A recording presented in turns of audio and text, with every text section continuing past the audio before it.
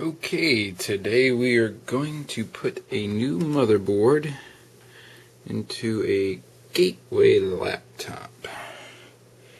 And this one here, the power supply has been tested out. We've gone through and tried reseating the RAM and taking out the battery and putting it back in and basically restarting the power and all that good stuff. See my videos on diagnosing laptops with no power issues. Done all that good stuff. And I'm going to go through and try and replace the motherboard on this one, because that's the most likely cause for it. AC adapter's fine. So I was going to go through and shoot this from my camera mount I've put on my window. You can kind of see it there. And of course the curtains would have been out of the way. Oh, there's my can of air that fell. But I figured this way is going to be better for you, because you can actually go through and see each individual component as I do it. So we're going to start with the first thing, unlocking our battery and taking that out. You just hold in your battery switch, pull out your battery. And with any laptop, because I'm not bothering to read the manual for this one here, because they're all pretty generic, we're just going to go through and start with taking off all the available back panels, because usually there's some kind of hidden screw under them, or it's at least going to be holding in something either way. So I'm going to go through, take out all these screws. Okay, so we've undone all the screws on our back panel here. And we're just going to set that over to the side. And now we're going to start on the next panel, covering it up, of course. Our hard drive cover here, single screw on that. And of course I'm covering up the Windows label. And our back panel just lifts off. Put that to the side. Sometimes the hard drives have an additional screw to hold them in, or a set of screws along the edge. This one, it's just floating in here, so I'm just going to give it a slide, lift it up and out. Not going to bother taking it out of the drive caddy because it's not needed. Now, since I know we're going to have to go through and take the memory out anyway, since we're swapping the motherboard, I'm going to go ahead and take them out now. And you just basically push these two tabs out and lift the memory up. And then repeat that for the one underneath. So you do the top one and then the bottom one. As you can see, the memory pops up pretty straight easily. Just that single flick picks it up. Put that over to the side. Now, depending on your laptop, you may have access to your wireless card from the bottom. I would say to go ahead, and if you do, to go ahead and disconnect it. And when you do, make note of the actual wireless card connection. This is the wireless card on this one. One is usually going to be a black wire, the other one's going to be a gray one. It's just a matter of marking which is which. What I like to do is just put like a little black marker mark on the black one in case I'm concerned about losing it. But generally, if for some reason you've forgotten which is which, the black is main and the gray is auxiliary.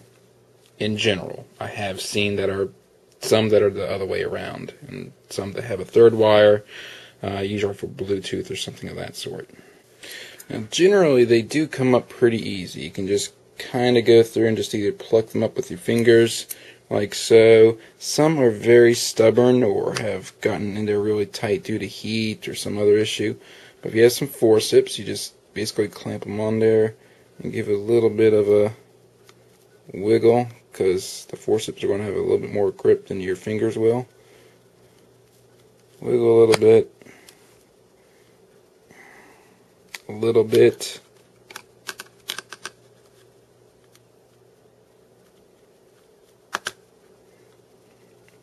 It should pop up. Now be careful when you do this. right in the middle there. You can kind of see a little gold tip in the center. Make sure that is not bent and that you do not bend it. Same thing for the other connection. On the reverse side of the connector here, you basically have a receptacle for that to go into. Again, you're probably not going to be able to see this, it's so small, but make sure that's not bent and that the single gold connection in the middle is not missing or damaged in any way. Repeat the process for the second connection. And with the two cables out of the way, you can go through and use a screwdriver and remove the screws that are most likely holding in your wireless card. And these will usually either pop up after you're done, kind of like how this one is. I'm already taking out the one screw and it wants to come up. And be sure to keep track of your screws, as I'll show you later. And your card comes out. And I generally keep whatever screw, in this case a screw that came off of this, I keep them together. That way I don't mix up what goes with what, and I know that, hey, this thing had a single screw to it. Despite the fact that you'll see two standoffs here, it only had one screw. Laptops will do that to you. They kind of just like to screw around with your brain. And that's why in the next part we're going to do here, of taking all the screws out of the back panel. As you can see, there's quite a few going down the side here. You see all these various screws all along the edge. That's a lot of them. And there's some in the middle and all that good stuff. What I do is I go through and I unscrew each one and I kind of lay it out in front of me in a pattern. So this screw will go there, this screw will go over there with it. It's easier to show you that once I take them out. But try and keep your screws matched up in a pattern is my recommendation. It's easier to do. If you do have a spec sheet for your laptop on what screws go where, piece of cake. Just keep track of all the screws in separate containers by type and you're good to go for that. But most of the time technicians don't bother with keeping those kind of manuals around because just kind of slows you down, and doing it my way I think is faster. Starting with the first screw here for the optical drive here in the middle, and common thing will happen, you go through, you undo the screw, and you just can't get it out with your screwdriver. You could, go through, flip your laptop over and get it out that way, but you can spend several minutes doing this for each and every screw at the end of the thing when you're done. So just get yourself one of these little neodymium magnets or a little high-powered magnet, put it on your screwdriver, and guess what? It magnetizes it. So if you put it in here, get on your screw a little bit, give it a little twist, and it should come out pretty good. In some cases you may have to go through and lower it a little bit further down on your screwdriver if you have a kind of a heavier metal screwdriver like I do. And there you go, it'll just lift right on up. Going through and removing that optical drive, I just showed you taking that screw out. So now the trick is getting the actual drive itself out. Some laptops, you have a nice little lip here you can actually go through, and on like the back side of this you could take something like a black stick and push in here and it'll dislodge it, or there's like a little tab sitting here you can just kind of push up with your finger, or just conveniently there's a like drive release slide or something like that. This laptop doesn't have any of those nice features. In fact, it likes to do it the annoying way, which is basically you have to take a small screwdriver, as I showed in my other videos for getting CDs out of stuck CD drives, put it into the pinhole, and that'll make the drive pop out. And what you can do is you slide it out until you can get a hold of the two rails here, these metal rails. You don't want to get a hold of the drive itself because you could kind of screwed up. See how the cable is in here. I've seen some where it gets really tight, and you can mess with that. But generally, if you grab a hold of these rails, what you can do is slide it a little bit. Had to use two hands there to hold the laptop still. Give it a tug, and then you can kind of collapse your drive back in on itself to protect your lens. And then you can slide your optical drive out. And see, that's the little tab that you could normally see inside here, but you can't get to it because they have plastic all the way down on this side. So, yay. But that's to get the CD drive out. Set that over to the side with its screw. And now we can actually do the screws on. Alright, and now as you can see, gone through, taking out all the screws out of every single one of these, and I'm double checking myself here, and it looks like they're all out. Now, as you can kind of more easily see, I've gone through, and excuse the blurriness of that, and lined up the screws in relation to how they are in the system. As you can see, many of these are close but different sizes. Some are completely different sizes. Some are close and easily confusable sizes. And that's why I always do the pattern layout thing. Reason for that is I know in relation to what size screws should be going in what spots, all that stuff. Some I could easily guess putting them back in, what size screw that is, but I find it's best and easiest to just do this layout pattern trick, and that way you don't really have to use any conscious thought as to going, what is that? Only when you make a complete screw up and just knock them all off the table or something like that, you have to go about doing it. So now we're going to go ahead, flip this guy back around, and start on the top part of the computer. Okay, first thing I do when I flip it over, start working on the top part to remove the keyboard bezel.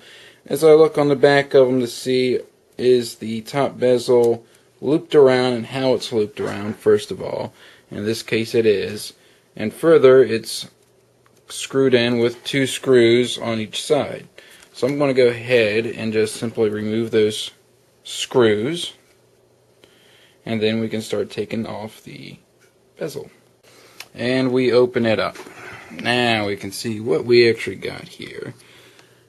Here's the other side of the bezel that loops around, and here is, of course, our little line. This is actually the separation line of the actual front power bezel or button bezel, sometimes it's called keyboard bezel, and the plastic itself. Now, not all laptops are the same. Sometimes this is just a decorative design and you can't actually pry that up. Sometimes this whole top piece is a single piece. So again, check your manual, but I'm pretty familiar with Gateway laptops, so I'm not going to bother. So open up your screen all the way in the case of this one, and what I'm going to do is try and pop up at the hinges here to kind of release those, because they tend to kind of push the whole thing down. So I'm going to pop that up here with my black stick. Again, the black sticks are just a piece of plastic, or sometimes like a rubberized plastic, and I just kind of pop it up there. And in this case, it gave me a lot of leverage on this side here, so I can just kind of work my way on down here. I'm going to do the same thing at this end. Switch hands.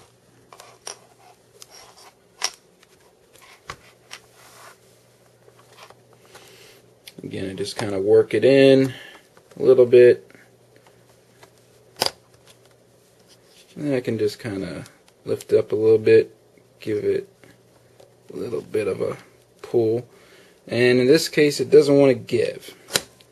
So I sometimes go through and try on the other side of it, because sometimes it's latched on there a little bit more stubborn than others. kind of hard for you to see, I know, sorry for that. But this one seems stubborn on this side. That's to be expected, sometimes that happens. So I'm just going to go through, use my black stick, and pry along the edges here. And that was a normal snap sound, the little clicks in here, or snaps I should say, for it. And now we can go through and lift this up a little bit more.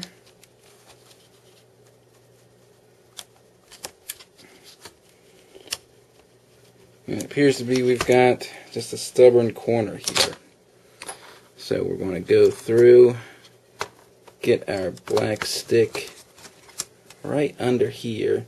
Take care not to damage the keyboard, because the keyboard is a pain to fix if you pop a key off accidentally.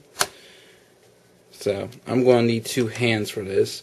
But generally I'm going to go through, pull this up, and at the same time put a little bit of pressure on this to kind of lift it up to help this come out.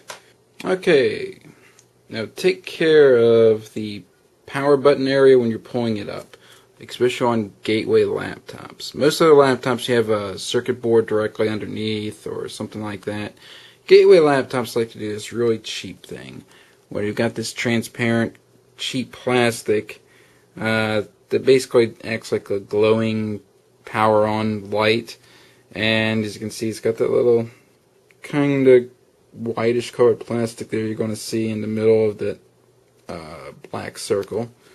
And what can happen is while you're trying to go through and get under here to pry it up, I've seen sometimes the tool gets lodged between the gray plastic here and that white piece, and people go to pry it and it just pops right out, because that's basically just melted on, so to say. Those 3 circles that you're seeing, 2 at the top, 1 at the bottom, those are like weld marks, best way I can describe it, for the power button. So we'll put that to the side, and we're also going to put with it our screws that went along with it. And now we can start on the next part, which is going to be removing the keyboard. Keyboards are pretty straightforward. Usually there's 2 or 3 screws holding them in. In this case we have 1 in the middle and 2 at each end, even though there are holes for 2 more. Like I said again, try and keep the screws with the object, because sometimes if you do what some techs do, just create a pile of screws and go through later, you're going to see something like this keyboard and you're going to kind of lose track of, did I need to put 4 in here, 3, 2, or what? So just go through, undo the screws, and then we can lift this thing out. Alright, with the screws out, you can usually just lift the keyboard up, give it a little pull towards the front of the system, or screen I should say, and then flip it over. Usually. Sometimes you gotta do it the other way around, but and you'll see you got this nice little ribbon cable, and this here, this little white guy, is what we call a 0 insertion force connector, it looks like. And basically this guy should just kind of slide this way. If you can see the small screwdriver here, it should just slide that way, this white piece. And the best thing to do for that is to take really your fingernail and kind of get in there and push it. If you use a screwdriver and do it, if the plastic is old or cheap or a softer plastic, you can actually go through and like chip off pieces of this and damage the connector. Your fingernail is generally going to be softer than it, so if your fingernail starts giving way, you've got problems and might have to resort to using something like the forceps and going through and trying to get a huge grip like that and pulling on it. And again, like I was saying before, I'm doing this one without a manual, but like I said, I tried the trick with the fingernail and it wasn't moving. So what I did is I figured, well, it could be a flip opener, so I just took my fingernail again, just pulled up on it just slightly because my fingernail is going to be weaker than the plastic, and sure enough, it just popped up. So just kind of slide it out, the ribbon cable, put your keyboard to the side, keep the screws with it. Going through and disconnecting any extra cables going from the underside of the keyboard to the system. Usually you're going to have something like this here for the trackpad. And again, this is another flip-top connector. These are almost always flip-top connectors. Just flip it up, pull it out. We have our graphics connector. These guys usually have some kind of clip here, or sometimes they're a real big solid connector that pops up. Usually with some kind of little ribbon pulling cable on it. This guy here, we're going to have to squeeze it in and pull it out. That's another two-handed job. There we go. These ones with the metal clips can be a little stubborn, especially in short quarters. Basically, you have to squeeze them both together and pull it out. At the same time, use your other hand to kind of lift it and pull it. They're annoying. So, this one's pretty simple. There's no real cable routing to keep track of, but more complex laptops, just make sure you keep track of the wire routing.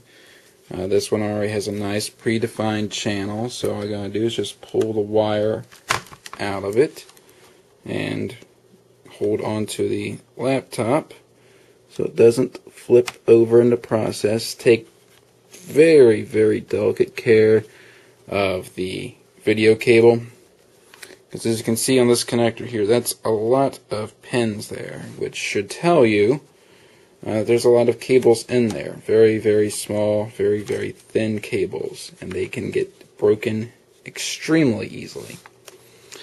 Now, another thing that will also happen is these video cables will often have a separate power connection or separate video feed to them. So as you can see, this guy has the connection here, but we also have that there.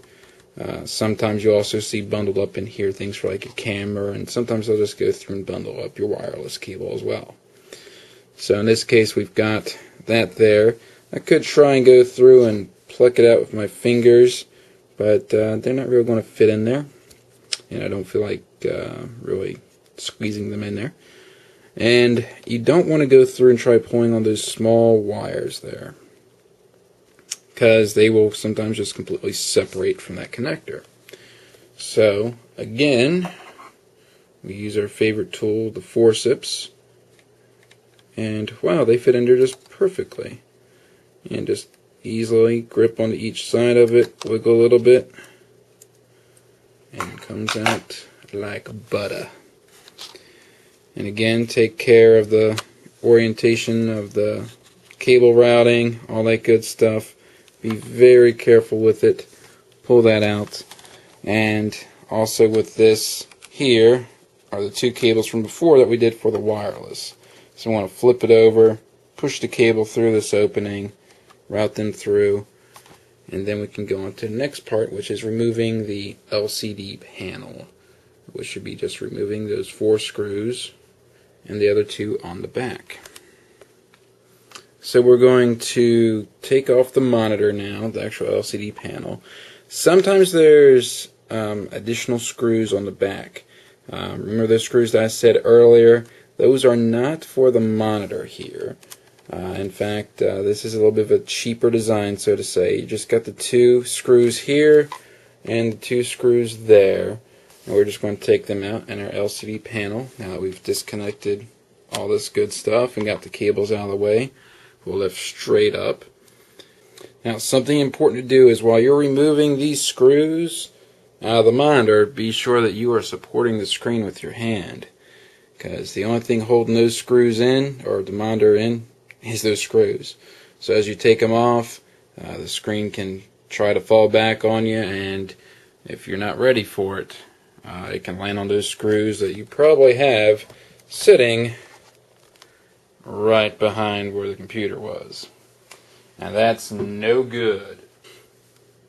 And now we're in the home stretch, where we're going to actually take off the top bezel from the laptop. And generally it's just held in with a couple more screws.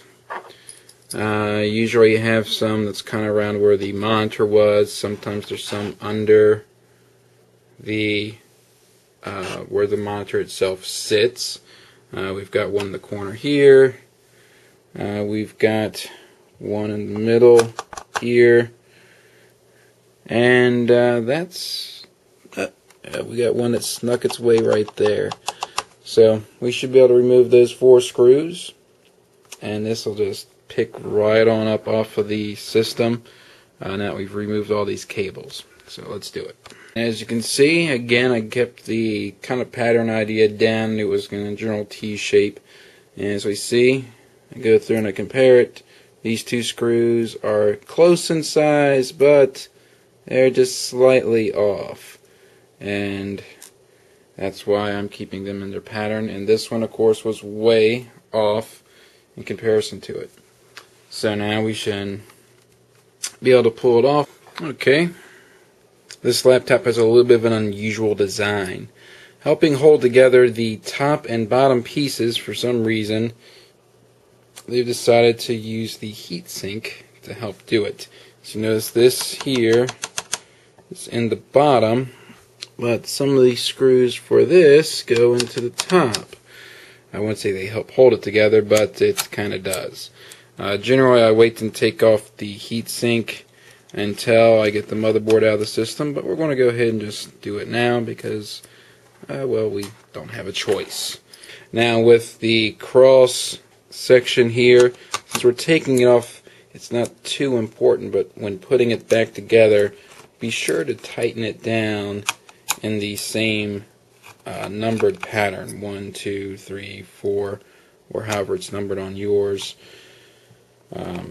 That helps keep the pressure even on it and provides a good seal for the thermal compound. I'm going through and basically just loosening these up a little bit and then going through and actually completely releasing them. These are captive screws, so they will not come out all the way. So don't try and take them out completely. They'll just kind of keep spinning. And then again, we have our good old friend, a cable that, yeah, I could try and pull this up with my fingers, but the forceps do a better job. The ones for heat sinks, these power cables, fan cables, they do tend to melt on some gateways and cheaper laptops.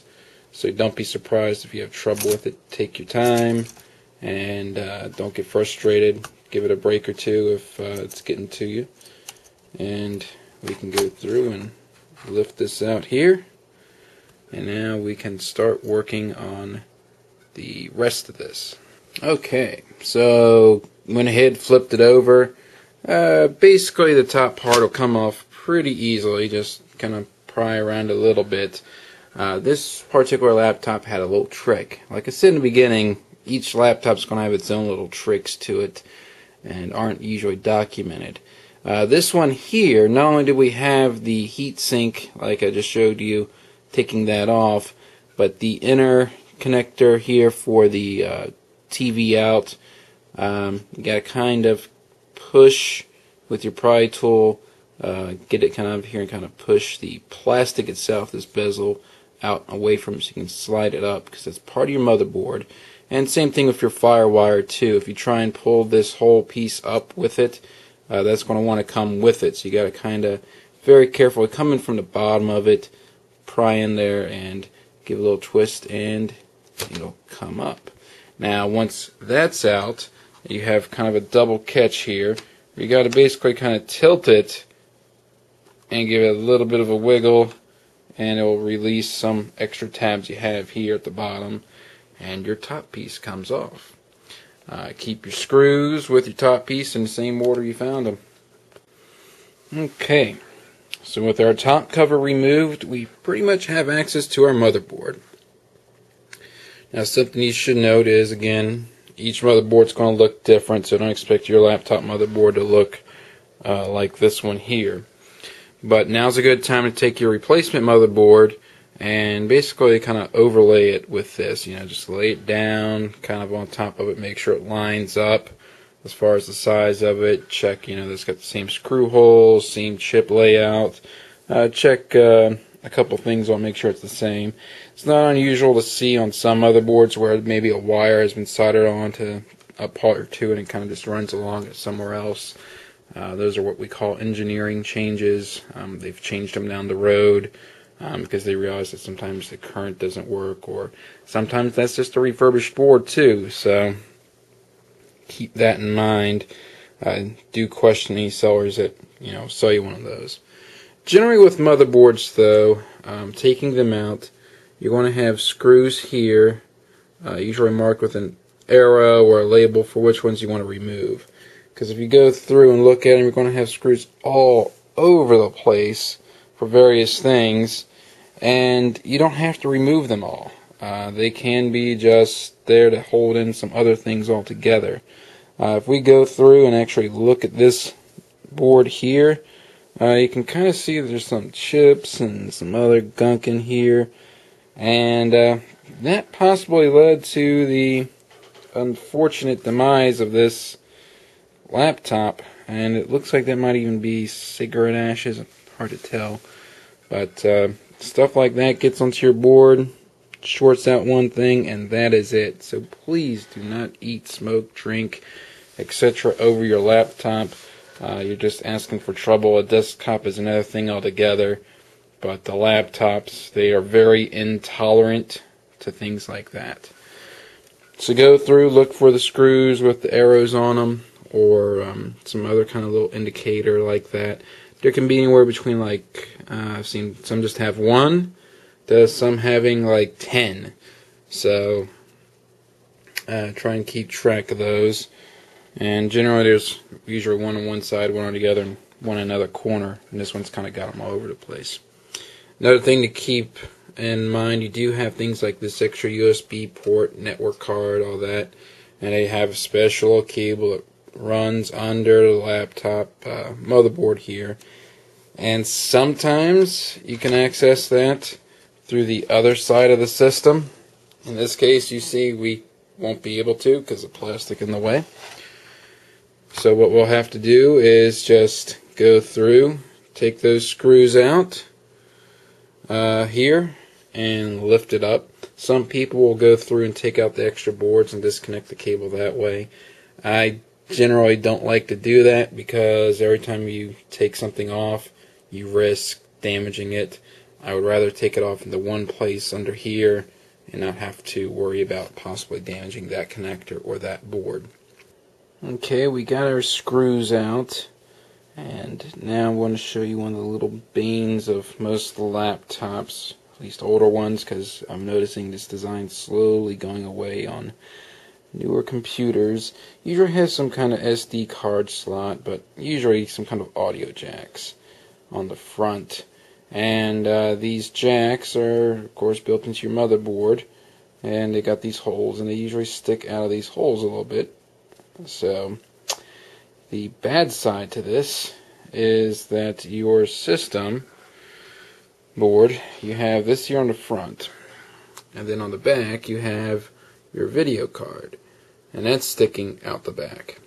Well, for that to basically either that to come out or this to come out, one of the two plastics have to move.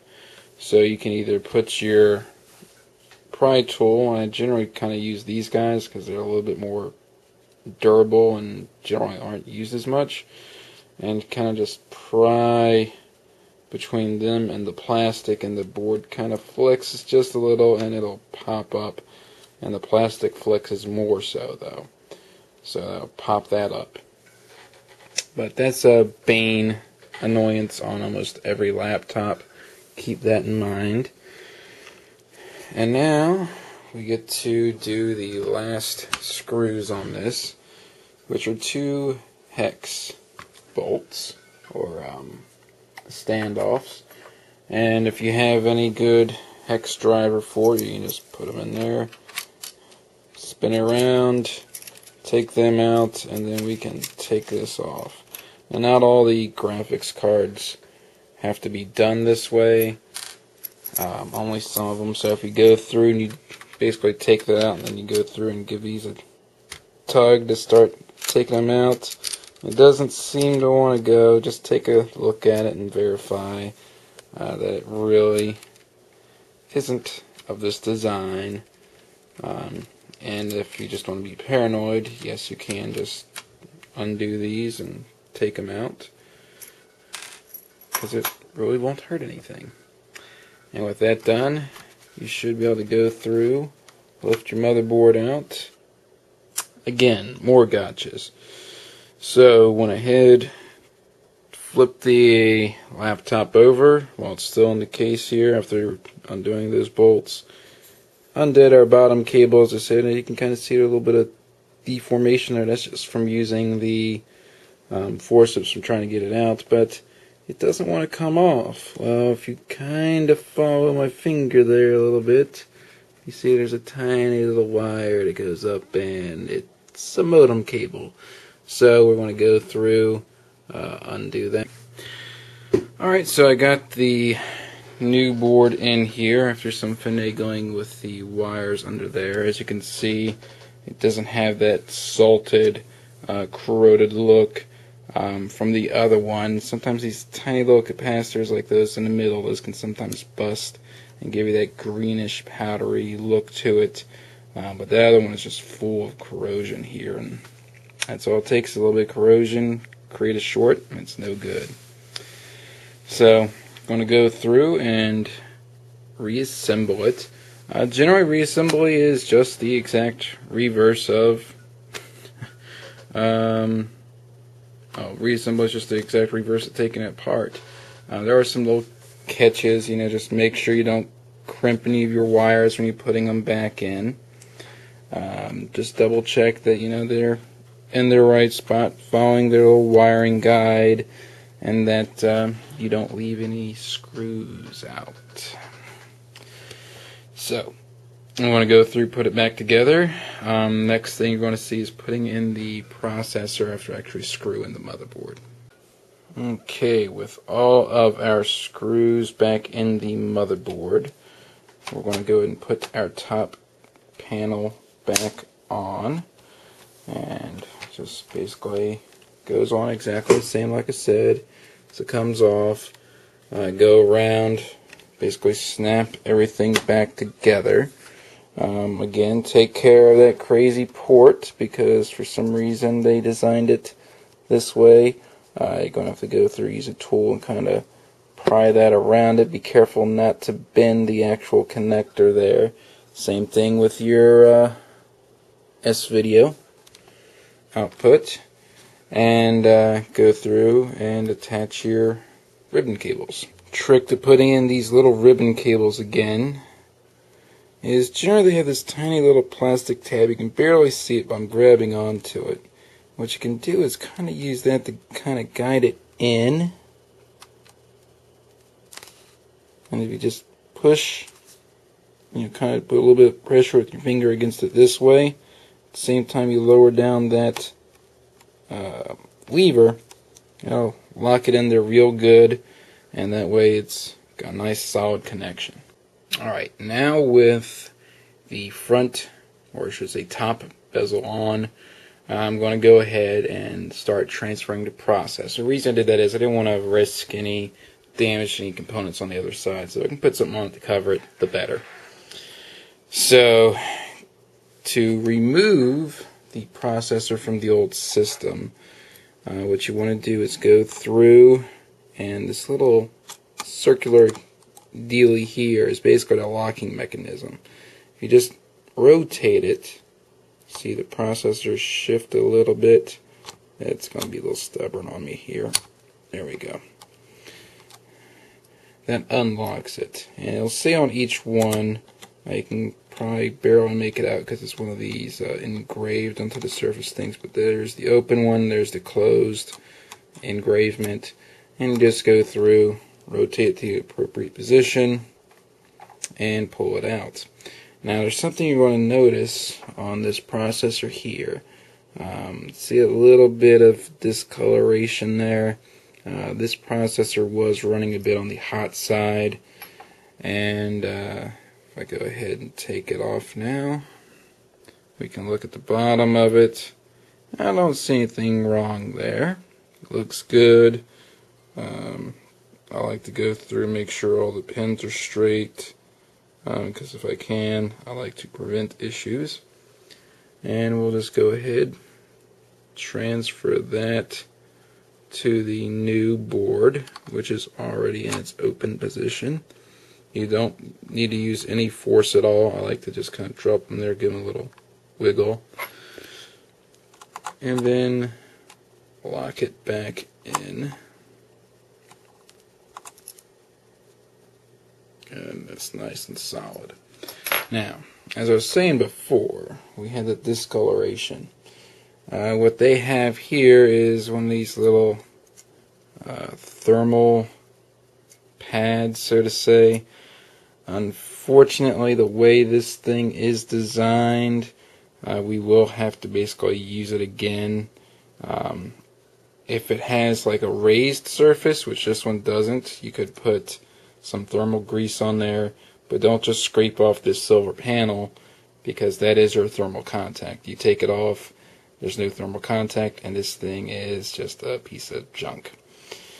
So, another thing you're going to notice is we got this raised square here and this kind of discolored square there, which goes along with these guys.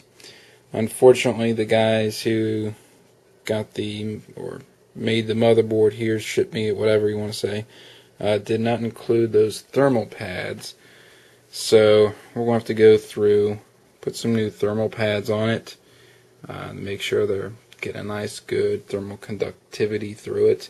These do appear to be of some varying thickness. We got a very thin one here, and we've got a hunk of one there.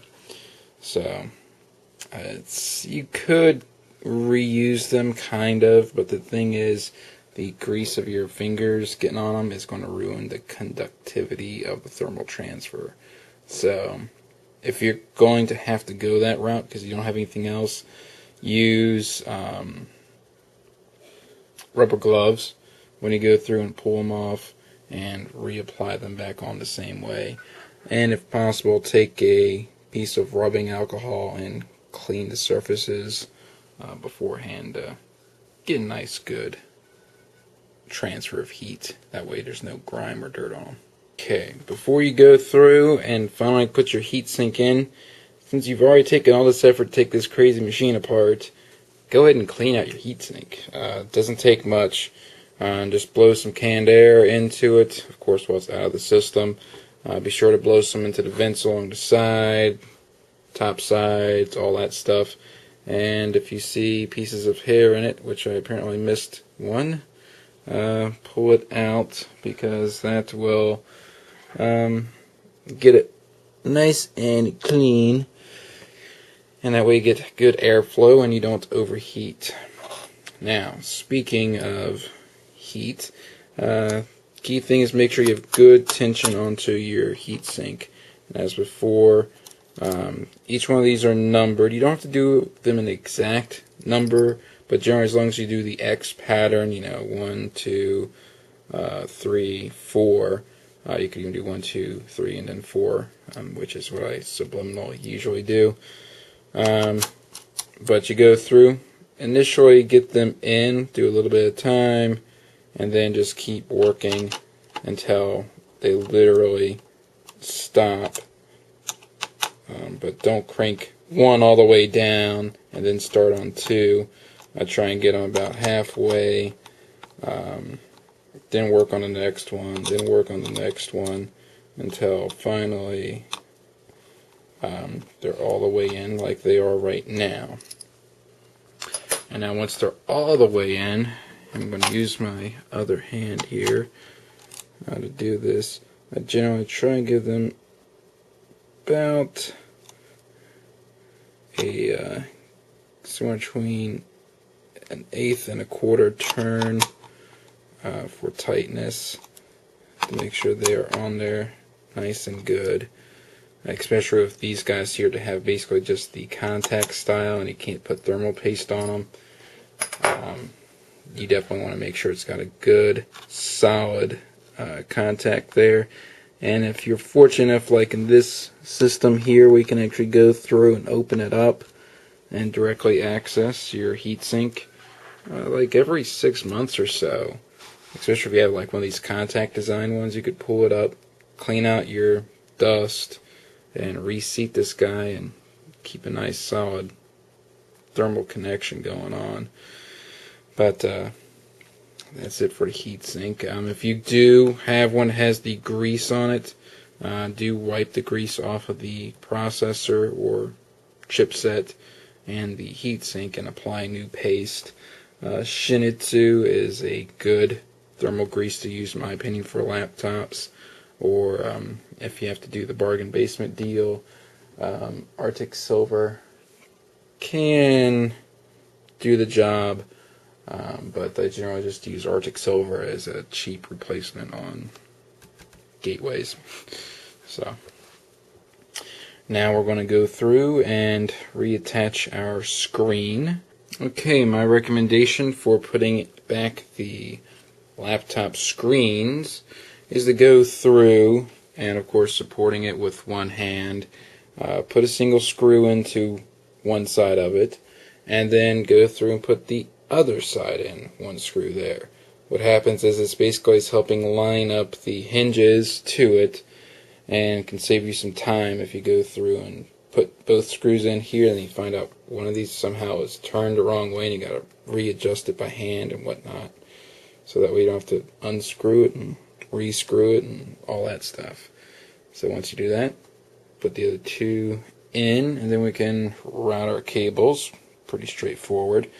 Again, like I was saying before, keep track of how you had your cables routed, and in particular the layering of it. In this case, we had the wireless network cable was actually kind of under the graphics, but the thing is we couldn't really get the graphics cable out because of this being there. So we have to kind of get that back in there first, and then we can route our network cable again. Now don't forget that while you're kind of rerouting these cables through here, kind of to make sure they can actually get to where they need to get to. Sometimes I'll go through and do exactly what you're seeing here, is kind of push them through whatever hole they're supposed to be, and then I'll flip it over, pull them through. But sometimes you can go through and route these cables exactly right, and then it's too tight for you to get it through the other side. So I kind of like to get them in there and kind of route them around everywhere I need them to be, make sure they get to where they're supposed to be. Another thing you should go through and do is make full use of your tools. And a lot of people don't seem to do this for some reason, don't understand why. But if you have tricky bends, like let's say that one right there was a little bit of a stubborn one, be sure to use like your black stick to kind of push it in there a little bit, because your fingernail can sometimes be sharper than just the edge of the black stick, kind of just nudging it in there, kind of guiding them into where they should be, and all that stuff. That way you don't risk, cutting the cable too much. I kind of try and push a little bit more with the flat side of it, and don't use the pointy tip because that can pierce shielding of the cables. And just in general, route your cables in there and then connect them up. Alrighty, now we can do our keyboard. Easiest thing I find is just kind of lay the keyboard up on the system, and then using your fingers guide it into the holder, and then using your other hand flip down the gate of it to make sure it's locked in nice and tight. Then I go through, double check it, give it a little bit of a tug like that, and it seems to be good. Then we can just guide the corners in there. Keyboard sits, and then I take a look at it, see if there's any odd bulges in it. This one seems to want to bulge across the whole back end, so it's probably just a design of the keyboard. Nothing to really be concerned about. And again, double check your wiring back there if you have a big bulge in it in the middle of it that's causing an issue, but this one seems to be fine. And also, as a reminder, clean your keyboard before you reinstall it, and that way you don't get gunk back in your system. Despite me blowing this one out, it seems to be just tilting it forward again, just loosened some more stuff. So now what I'm going to do is kind of go through and skip a step. I'm not going to put the keyboard bezel cover on yet. The reason for that is it's usually one of the harder pieces to get off due to the little plastic tabs, so to say. It's one of those pieces that can easily break. So I like to leave that to the very last thing, because generally you don't need it on there until you just want to make it look pretty. So I'm going to go ahead and put our wireless card back in. Since we got our keyboard back on, we can go through and see if this is going to cause any wiring issues for us. And I'm just going to go through, line it up, preferably not with the cables under it, like I just almost did. And just go on through, and these guys just kind of snap on like little buttons, so to say. So just get them on there and push down. Alrighty, going to go through and do our CD drive next. Pretty straightforward, slide it in. It's actually kind of easier than taking it out in the first place. Get it in there and just kind of give it a little bit of a push, and it just kind of goes in place. Check the hole in there, make sure it lines up. Now with all of our screws in, we're going to go through, put our RAM sticks back in. They go in just as easily as they came out. You just go through, line them up. It's a little bit easier to do when you don't have a camera in your hand, of course, but I just put them in there. I like to put 2 fingers on it and push it down so it has nice even pressure onto the connectors that way, and it goes right on in.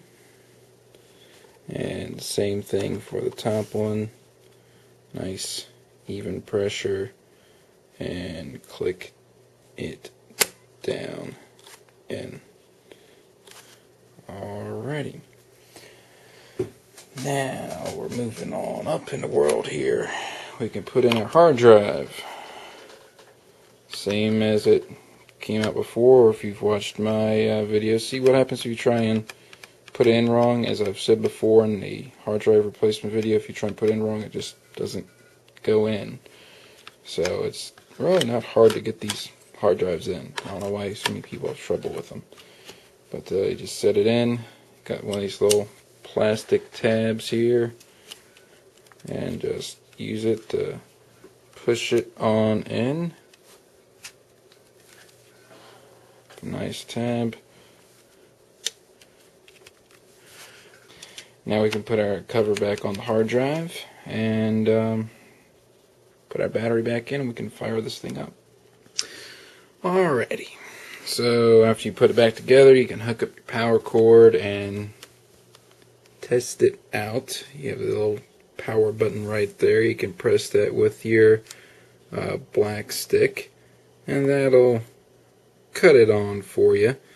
But unfortunately, I have a bad motherboard from the guy I got it from. Found out it immediately shorts out my power supply. So, not just one power supply, but 2. But after you go through, you hook up your power cord, check your lights, see if your charging light cuts on. If it does, good. If not, then you could have something wrong with your charger, or in this case, a bad motherboard right from the get-go. And then you have your other light for your power, of course. You know, the system's on, it should turn on.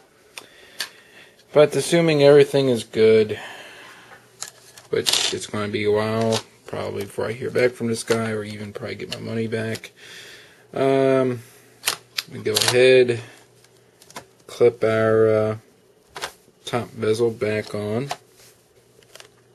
Just a matter of putting in the right spots and clicking it into place.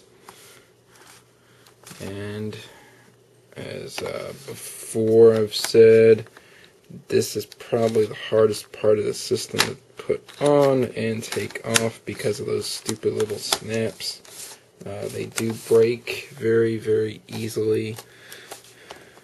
And as you can see, I'm having more problems than I think I should with it. But just go through, click it in, and check across it, like right there, it's not quite level. Make sure it seats back in. And that is it. Well, there we go. And just put our screws back in the back. You can figure that out yourself. You're pretty smart people, I guess. And that's it. That's how you go through and replace the motherboard in a laptop. Hopefully you have better luck than me in not getting a bad motherboard this time around. But that's it. Until next time, I'll see you later.